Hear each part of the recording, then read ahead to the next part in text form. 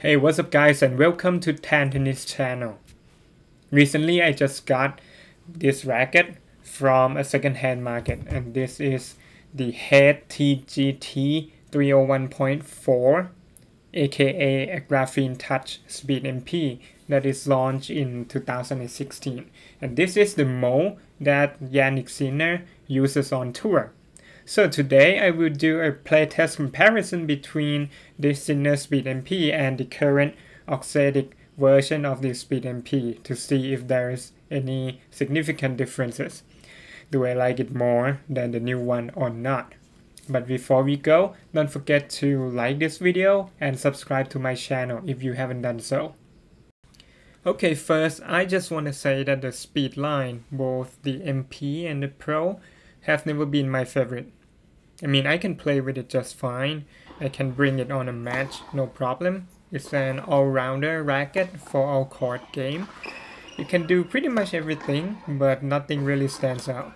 It's like the Speed MP scores 6 out of 10 on every categories, but it doesn't fall short on any aspect as well. The major problems that I have with the Speed MP is that it's hard to find pop, even though the racket has 100 square inch and a 23mm beam. I don't feel the benefit of having those. Like it popped the same as on the thin beam 98 square inch. So what I got from this racket is an erratic string bed that doesn't have a consistent pocketing and bite, and it can be launchy at times. It's hard to predict what the racket will do to the ball on some shots. Also, the feel on this racket is very mediocre. It just doesn't feel that good. Let's move on to the main course of today's video, the Speed MP. I mean, Sinner would have some customization on his racket. I believe a lead at 12 and counterbalance that at 6 to bring the swing weight to around 340. But I'm too weak for that, so I'm gonna play with its stock form, obviously. First thing first, the special thing about this racket is that it has a 22mm beam instead of 23. So a bit thinner than other speed rackets, which is exactly what it's supposed to be. I mean, how can you call this racket a speed when you have a 23mm beam? It just doesn't make sense.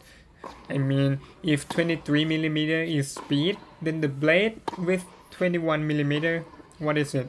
Probably a light speed? Anyway, my first impression of just by holding this racket and hit 3 balls, I can feel that it's thinner and swing faster, more maneuverable than the modern Speed MP, which is good. The power is pretty much the same. It has the same characteristics like the Auxetic Speed. Spin is okay, not outstanding, but it's not hard to pull off, so pretty much the same with the Auxetic version. One thing that came across my mind is that this racket is even less forgiving than the Auxetic version, probably because it's an old mold with less technology. I feel like I need to be more focused on the contact point and body weight transfer to get my body involved. I cannot go just, sometimes arming the ball like modern rackets would allow me to.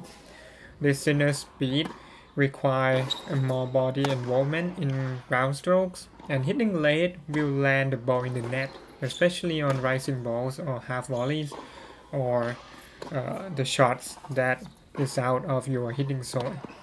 I tend to have issues with that more often than I would normally do, especially on my backhand. The control remains pretty much the same, which is average. String bed can be launchy at times and can be dead at times.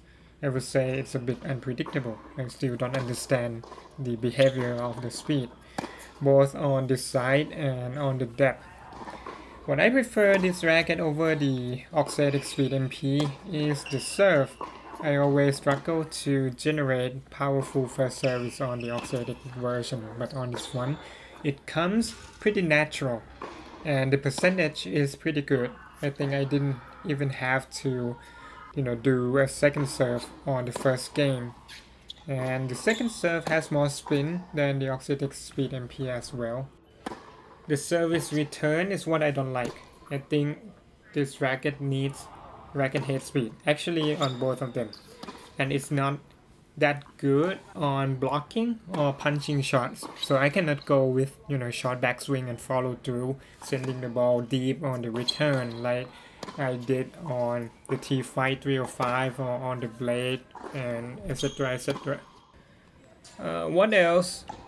Yeah, that's pretty much it. To sum up, I think I didn't really play well on this racket and on the Auxetic version as well, because when I feel like the racket is unpredictable and there are things that out of my control, I tend to hold back and probably being more stiff on the ground strokes, and that's even worse. But I didn't realize that on the court. I just try to put the ball in at that time. But do I prefer the Sinner's Speed MP than the current Auxetic version? I would say yes, just because it's faster and more maneuverable. But still, the racket is quite unforgiving compared to, modern 100 square inches. I would just go for the Perset 100 or 100D on any day. Thank you for watching and see you in the next video.